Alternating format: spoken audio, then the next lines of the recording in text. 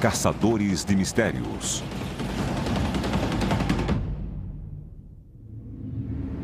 31 de agosto de 1888. 3 da manhã. Distrito de Whitechapel, Londres.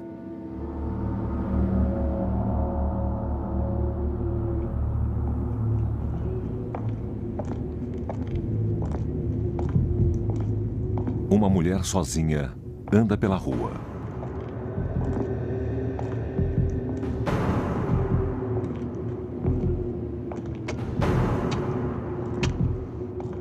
Um homem com um manto se aproxima.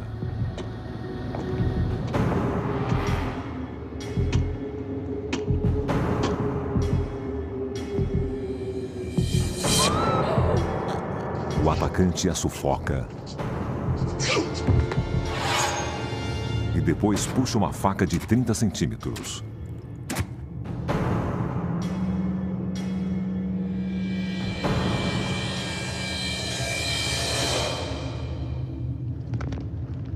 Minutos depois, ela é descoberta. Sua garganta está rasgada. Seu corpo ainda está quente. Foi um trabalho de Jack, o Estripador. Mas quem foi esse assassino?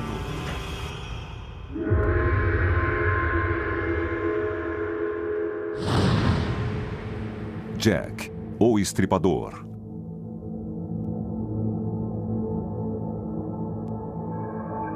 Espreitando nas sombras, ocultando sua identidade, Jack, o Estripador, matou seguidas vezes. Mas sempre conseguiu escapar da lei.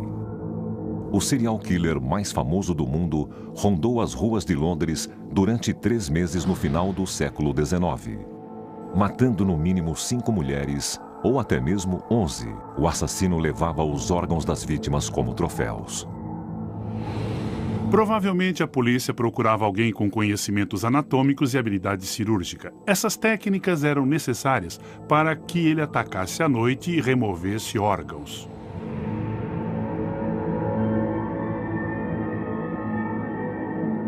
Os crimes provocaram histeria na Inglaterra e no mundo todo. Foi o primeiro serial killer conhecido internacionalmente, com o nome sensacional de Jack, o Estripador, e por isso ele ainda é famoso. No entanto, ele nunca foi encontrado. O assassino simplesmente desapareceu.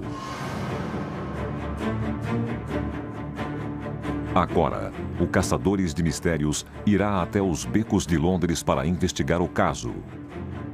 A equipe examinará novas evidências que apontam para 2 surpreendentes suspeitos. Um deles, um médico americano, Francis Tumbolt. Outro, ainda mais espantoso, uma mulher chamada Mary Pierce. A equipe testará se Pierce teria tido a força física necessária para cometer os crimes. Bastam apenas 5 quilos de cada lado para a pessoa ficar inconsciente. E vão comparar a letra do homem suspeito com a letra que supostamente seria a do próprio assassino.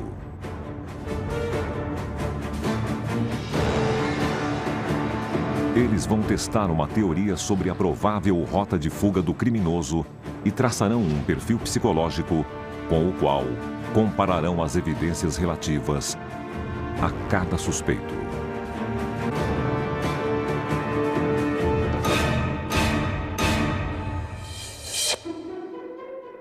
Teorias sobre a identidade de Jack, o Estripador, persistem há mais de um século. Os suspeitos já incluíram o autor de Alice no País das Maravilhas, Lewis Carroll, e o pintor impressionista Walter Sickert.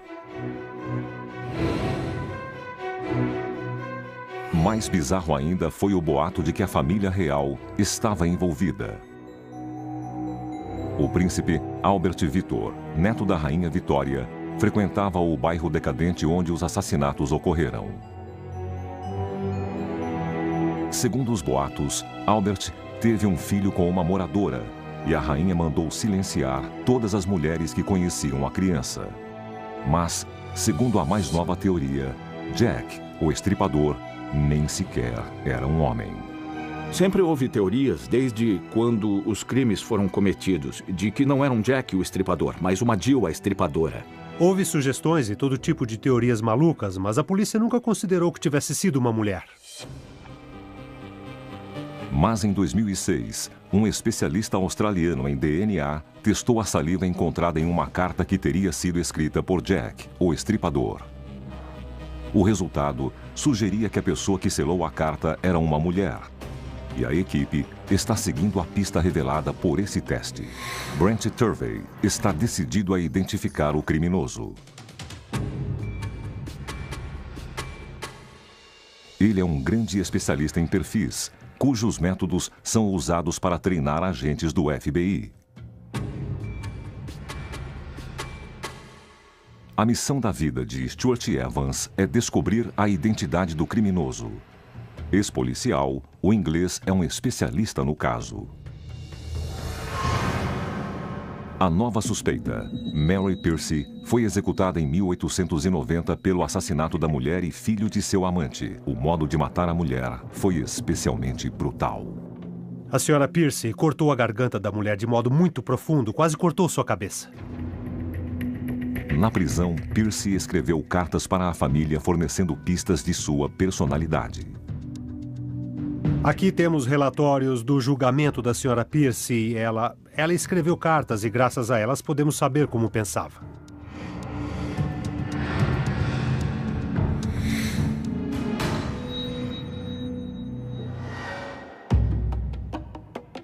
Local do assassinato de Nicholas Buckrow, Londres. Antes de investigar os suspeitos, a equipe precisa traçar um perfil psicológico do assassino. E começam no local do primeiro crime. As fotografias e as descrições não resolvem totalmente. É preciso ir até o local e ver como é a acústica e as relações espaciais. Primeira vítima, 31 de agosto de 1888, Mary Ann Nichols. A vítima, Mary Ann Nichols, foi descoberta às 3 horas e 45 minutos em uma rua residencial então chamada Bucks Row. Tinha cortes profundos dos dois lados do pescoço, que quase separaram sua cabeça. E seu abdômen fora violentamente aberto com uma faca comprida. No local onde o corpo de Mary Ann Nichols foi encontrado, havia uma série de casas vitorianas desse lado e o Essex Wharf do outro. A rua era escura e isolada, com pouco tráfego nessa hora da madrugada. Um local perfeito para um encontro ilícito ou um assassinato. Como você acha que o criminoso trouxe a vítima até aqui? Acha que foi parte de uma situação cliente e prostituta? Muitas prostitutas levavam clientes para onde sabiam que era tranquilo. Quer dizer, o assassino podia não conhecer bem a área. O assassino pode ter visado as prostitutas, sabendo que as vítimas o levariam ao local perfeito para um crime, sem testemunhas. Era uma rua muito tranquila. Saía da rua principal, que ficava perto. O perfil do assassino começa a emergir. Ele sentia muita raiva e hostilidade contra as mulheres.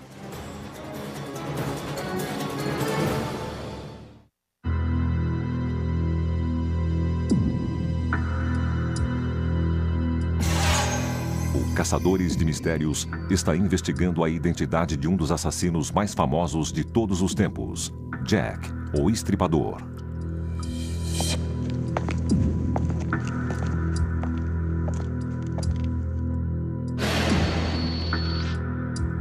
Os crimes ocorreram no distrito de Whitechapel, de Londres, onde os pobres viviam em cortiços superlotados. Muitas dessas pessoas viviam no nível de pobreza ou abaixo dele, motivo pelo qual tantas mulheres se tornavam prostitutas para ganhar um pouco de dinheiro.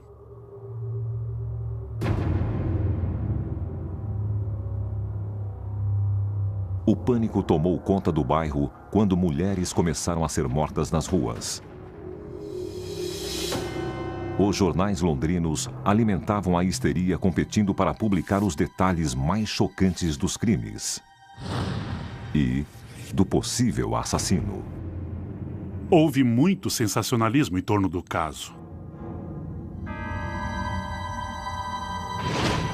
Os crimes aconteceram na esteira de uma nova tecnologia que permitiu que os jornais ilustrassem suas matérias pela primeira vez e assustassem os leitores com desenhos pavorosos.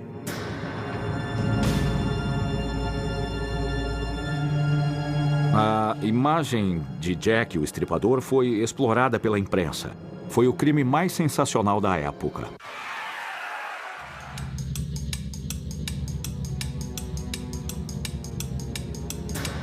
Cartas, supostamente do assassino, começaram a ser publicadas nos jornais logo após os crimes. A maioria delas era escrita por jornalistas inescrupulosos. Mas em uma delas, a pessoa assinou Jack, o Estripador, e o nome pegou. Agora eles tinham um nome de efeito, Jack, o Estripador, que permitia montar um personagem e a imprensa se aproveitou. Acredita-se que uma carta datada de 15 de outubro seja autêntica.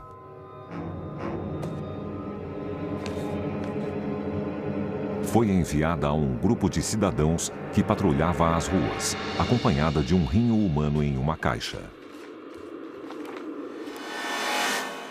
A quarta vítima, Catherine Eddowes, havia sido encontrada 2 semanas antes sem um dos rins.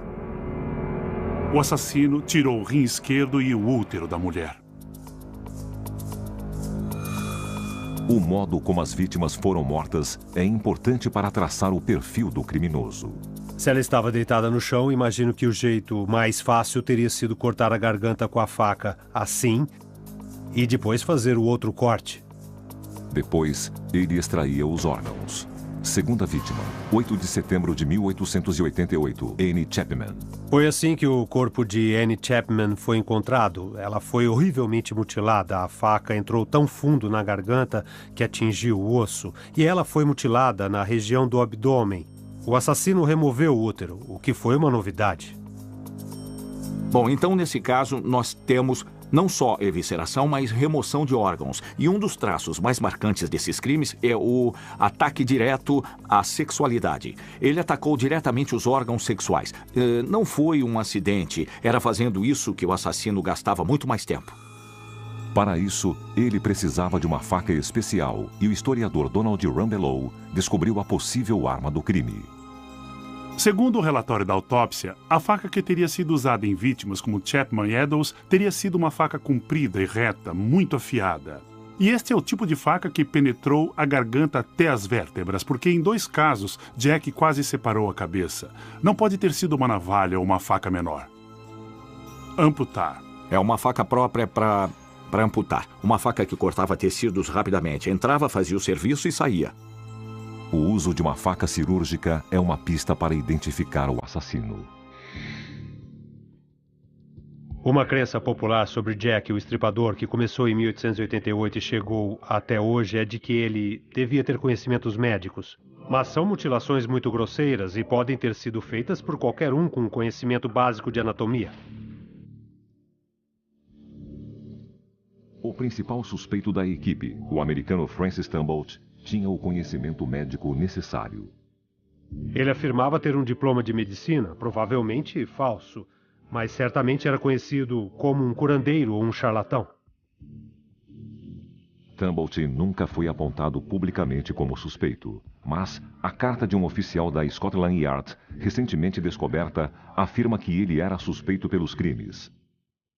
Foi escrita décadas após os assassinatos. Qual é a data desta carta? Essa carta foi escrita em 1913. O que acho mais incrível é que eu nunca ouvi falar em Tumbolt. Achei que tivesse lido tudo que escreveram sobre o Estripador e esse suspeito é novidade para mim. Percebi que era algo inovador. Porque não existe nenhum documento sobre essa pessoa no nosso ramo. E para os especialistas, com certeza esse nome não existe. A carta é de um ramo especial da Scotland Yard, uma divisão secreta de inteligência. Seus arquivos estão permanentemente fechados, mas a equipe descobriu outras evidências, incluindo a única fotografia do suspeito. Tumbolt era famoso por usar roupas militares vistosas, mas não há nenhum registro de que tivesse alguma patente militar. Ele usava um uniforme desconhecido e um boné de estilo prussiano. Também usava uma capa de pele, não era da Legião de Honra. Uma medalha no casaco era um traje pseudo-militar.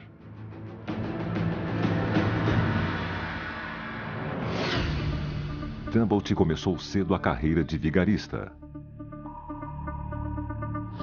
Cresceu em Rochester, Nova York, e começou a se passar por médico na adolescência. Tornou-se famoso por vender medicamentos falsos e remédios herbais nos Estados Unidos e no Canadá. Quando surgiam problemas, ele mudava de cidade.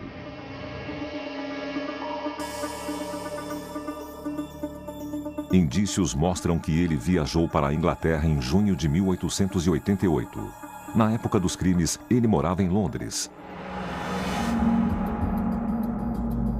Segundo a equipe, viveu neste prédio. A estalagem da Rua Batty. A Rua Batty é paralela à Rua Berner. E foi na Rua Berner que a terceira vítima, Elizabeth Stride, foi encontrada na noite em que o estripador matou duas mulheres. Um duplo assassinato. Duplo assassinato.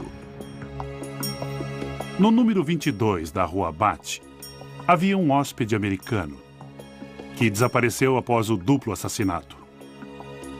Ele se tornou conhecido como o hóspede da Rua Batty. Ele desapareceu porque a senhoria descobriu roupas manchadas de sangue e chamou a polícia, achando que podia ter ligação com o assassinato de Elizabeth Stride. Stride foi encontrada por volta da 1h na Rua Berner. 1h, terceira vítima. Neste assassinato, o corpo estava no estado diferente dos outros encontrados e acharam que o assassino tinha sido interrompido. Ela tinha apenas a garganta cortada e ferimentos nos ombros e no peito. Os elementos que eram a assinatura de Jack, o estripador, estavam ausentes. O ódio às mulheres e a feminilidade, o ataque aos órgãos sexuais e o desejo de humilhar a vítima era a sua marca. São diferenças e nós precisamos levá-las em consideração. Menos de 1 hora depois, a 1h45, o corpo de Catherine Eddowes foi descoberto na Praça Mitre, perto dali. Ela também fora mutilada. Quarta vítima, 30 de setembro de 1888, Catherine Eddowes, 1h45. E 15 minutos depois, às 2 horas, o hóspede da Rua Batty foi visto na estalagem. Ele fugiu em direção a leste e sabemos disso porque um pedaço de avental ensanguentado, cortado do avental de Eddowes, foi encontrado numa casa na Rua Goldstone. Isso encaixa. Se o hóspede da Rua Batty era o assassino, estava indo na direção certa, para leste. Stuart, qual seria o tamanho da área? E, mais exatamente, qual a distância entre os locais de cada um dos assassinatos? Como pode ver, é muito perto, uns 2 km². Mas alguns duvidam que o assassino pudesse cometer os 2 crimes e voltar calmamente para a Rua Batty antes das 2 da manhã. Vamos fazer esse trajeto entre os 2 locais e ver quanto tempo demora. Eles partem da Praça Mitre, onde Eddowes foi assassinada, e começam a andar em direção à Rua Berner, onde Stride foi encontrada.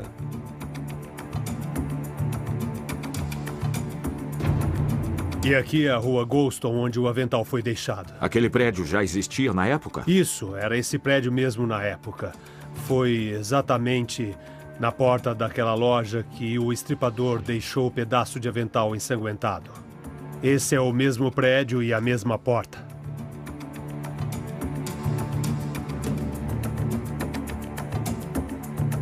Eles demoraram menos de 15 minutos.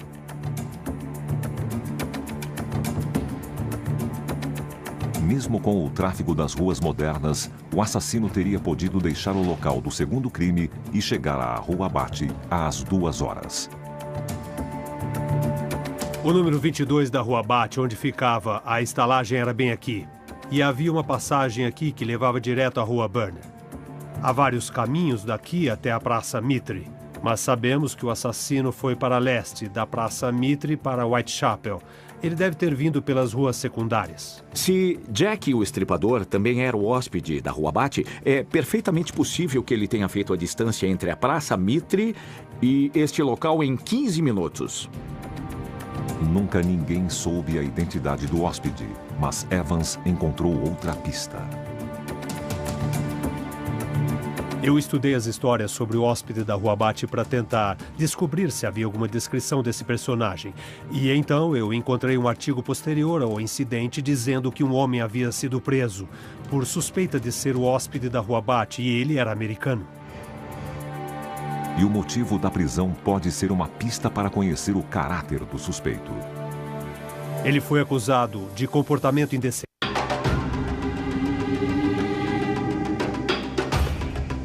O Caçadores de Mistérios está em Londres, investigando a identidade do famoso serial killer Jack, o Estripador. A equipe está traçando um perfil criminal do assassino e de 2 novos suspeitos.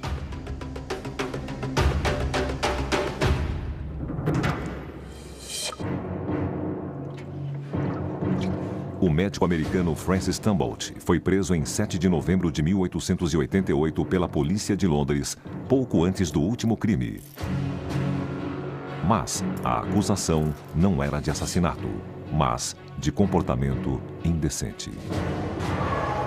Uma das coisas que emergem desse fato é que Tumbolt costumava ter relacionamentos bissexuais e atividades homossexuais. De fato, foi preso por cometer atos libidinosos com 4 homens mais jovens. Tumbolt não só não se envolvia com mulheres, como parecia odiá-las. Tumbolt contou uma história de que tinha sido casado, que amava muito sua mulher, mas que depois descobriu que era prostituta. Por causa disso, o casamento terminou e parece que ele nunca mais voltou a se envolver com mulheres. Então ele era uma pessoa com alguns conhecimentos médicos que, na verdade, ele nutria um ódio profundo contra as mulheres, principalmente prostitutas, e não confiava nelas. Seu ódio parecia doentio. Ele tinha uma coleção de úteros. Uma das características mais psicopatas de Tumbolt era, de fato, sua coleção e categorização de úteros femininos. Ele, na verdade, os classificava segundo a classe social. Ele praticava o mesmo ato de Jack, o Estripador, que era remover esses órgãos e até colecioná-los. Tumbolt foi preso pela 2ª vez logo após o último assassinato. A acusação foi a mesma. Mas uma informação dá um novo significado a essa prisão. Trata-se de uma entrevista com o próprio Tumbolt.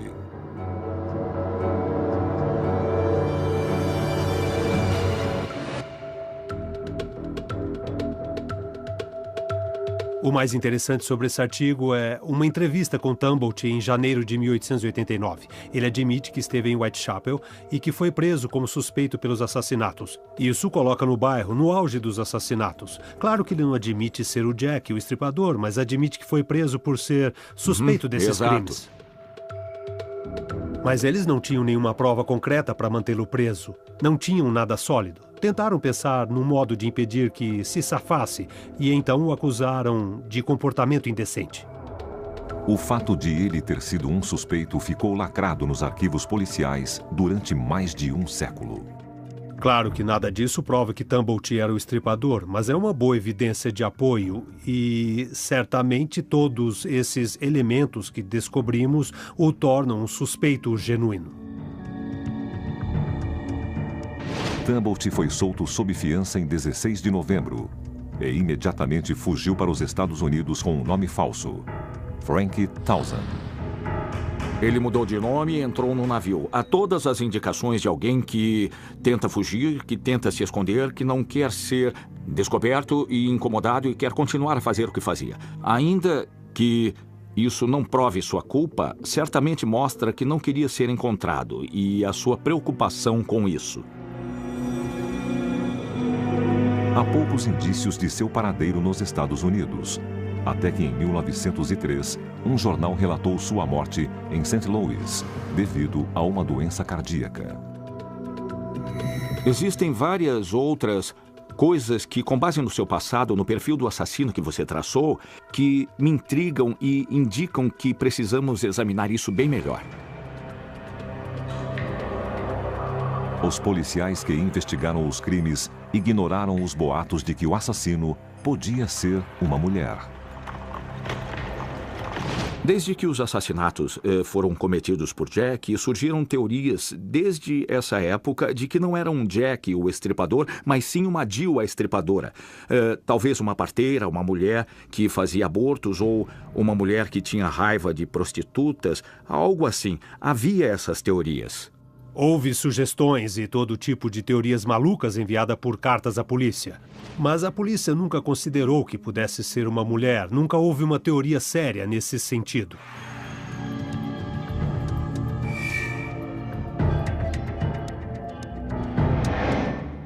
Mas isso mudou em 2006, quando o teste de DNA, realizado no selo de uma das cartas do assassino, sugeriu que podia ter sido escrita por uma mulher. Brent Turvey primeiro vai investigar se uma mulher como a suspeita teria a força necessária para cometer crimes tão brutais e violentos como esses. David Cook é professor do Centro de Performance Humana da Universidade South Bank. Oi, como vai, Brent? Oi, muito prazer. Bem-vindo ao ginásio. Uma mulher como Mary Pierce teria tido a capacidade de dominar e matar as vítimas nesse caso? Que tipo de força é necessária para fazer isso? Na verdade, não precisaria de tanta força, porque se a mulher agarrasse o pescoço da vítima com as duas mãos, ela só precisaria de uma pressão de cerca de 5 quilos em torno da artéria carótida para deixar a pessoa inconsciente. Cook usa um aparelho chamado plataforma de força para medir a pressão aplicada de cada ângulo. Os dados da pressão aplicada a um boneco por uma mulher do mesmo tamanho de Pierce serão enviados a um computador. Não é uma posição estável, embora seja uma ótima posição para aplicar força. Se você colocar o seu peso no peito da vítima e depois aplicar força, ficará mais estável. Você ainda pode aplicar muita força, mas sem risco de ser chutada para fora. A pressão aplicada ao pescoço da vítima é medida e calculada por um computador e depois visualizada. Então a força aplicada pela nossa suspeita foi registrada pela plataforma de força e depois exibida nesta tela. Temos 3 forças. A força é composta de 3 dimensões. Nós temos a linha verde aqui, que é mediana lateral. É uma força de lado a lado, quando ela balançou as mãos um pouco. Temos a linha vermelha, a força de frente para trás, quando ela inclinou as mãos um pouco. Mas a mais significativa é a linha azul. A linha azul é uma força vertical aplicada na cavidade da laringe. Vemos que o pico chega até aqui, ou seja, 318 newtons, aproximadamente 35 quilos de força. É aplicar consistentemente uma força entre 30 e 35 quilos. Mas quanta força é necessária para incapacitar uma pessoa e quanta força é necessária para matá-la? Para realmente matar durante um espaço de tempo, cerca de 3 ou 4 minutos, seria preciso apenas 15 quilos para fechar a cavidade da laringe. Alcançamos essa força e ultrapassamos? Isso mesmo, então não teria que aplicá-la durante muito tempo. Então é perfeitamente possível que uma mulher desse tamanho tenha matado essas vítimas mulheres? Sim, nas circunstâncias corretas é totalmente possível.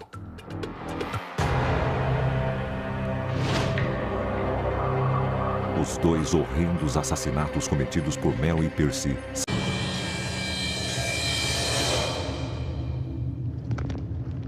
Minutos depois, ela é descoberta. Sua garganta está rasgada. Seu corpo ainda está quente. Foi um trabalho de Jack, o estripador. Mas quem foi esse assassino?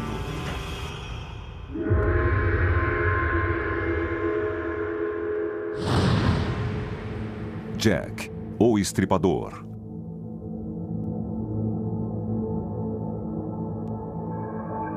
Espreitando nas sombras, ocultando sua identidade.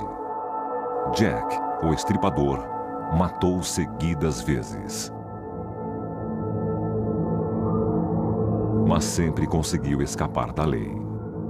O serial killer mais famoso do mundo rondou as ruas de Londres durante 3 meses no final do século XIX, matando no mínimo 5 mulheres, ou até mesmo 11. Eles, um médico americano, Francis Tumbolt. Outro, ainda mais espantoso, uma mulher chamada Mary Pierce. A equipe testará se Pierce teria tido a força física necessária para cometer os crimes. Bastam apenas 5 quilos de cada lado para a pessoa ficar inconsciente. E vão comparar a letra do homem suspeito com a letra que supostamente seria a do próprio assassino.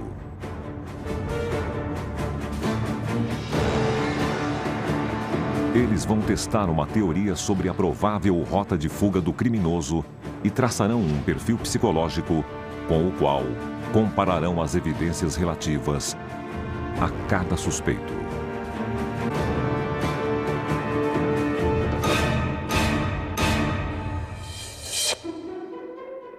Teorias sobre a identidade de Jack, o Estripador, persistem há mais de 1 século. Os suspeitos já incluíram o autor de Alice no País das Maravilhas, Lewis Carroll, e o pintor impressionista Walter Sickert. Mais bizarro ainda foi o boato de que a família real estava envolvida. O príncipe Albert Victor, neto da rainha Vitória, frequentava o bairro decadente onde os assassinatos ocorreram. Segundo os boatos, Albert teve um filho com uma moradora e a rainha mandou silenciar todas as mulheres que conheciam a criança. Mas, segundo a mais nova teoria, Jack, o Estripador, nem sequer era um homem. Sempre houve teorias, desde quando os crimes foram cometidos, de que não era um Jack o Estripador, mas uma Jill a Estripadora. Houve sugestões e todo tipo de teorias malucas, mas a polícia nunca considerou que tivesse sido uma mulher. Mas em 2006, um especialista australiano em DNA testou a saliva encontrada em uma carta que teria sido escrita por Jack, o Estripador. O resultado, o assassino levava os órgãos das vítimas como troféus. Provavelmente a polícia procurava alguém com conhecimentos anatômicos e habilidade cirúrgica. Essas técnicas eram necessárias para que ele atacasse à noite e removesse órgãos.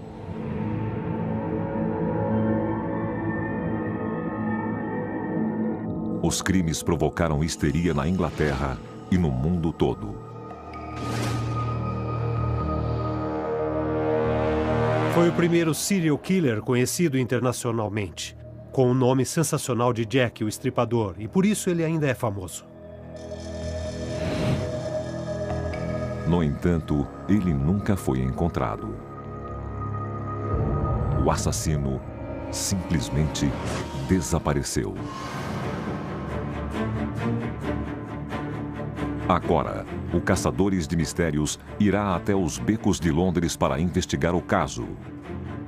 A equipe examinará novas evidências que apontam para 2 surpreendentes suspeitos. Um de Caçadores de Mistérios.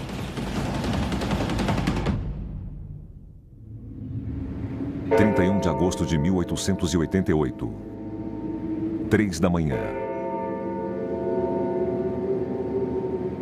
Distrito de Whitechapel, Londres.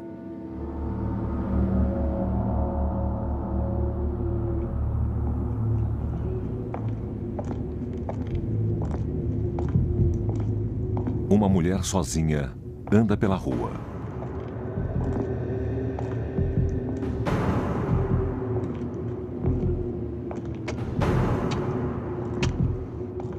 Um homem com um manto se aproxima.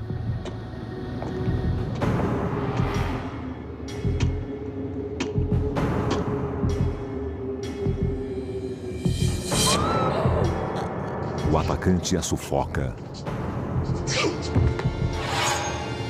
e depois puxa uma faca de 30 centímetros.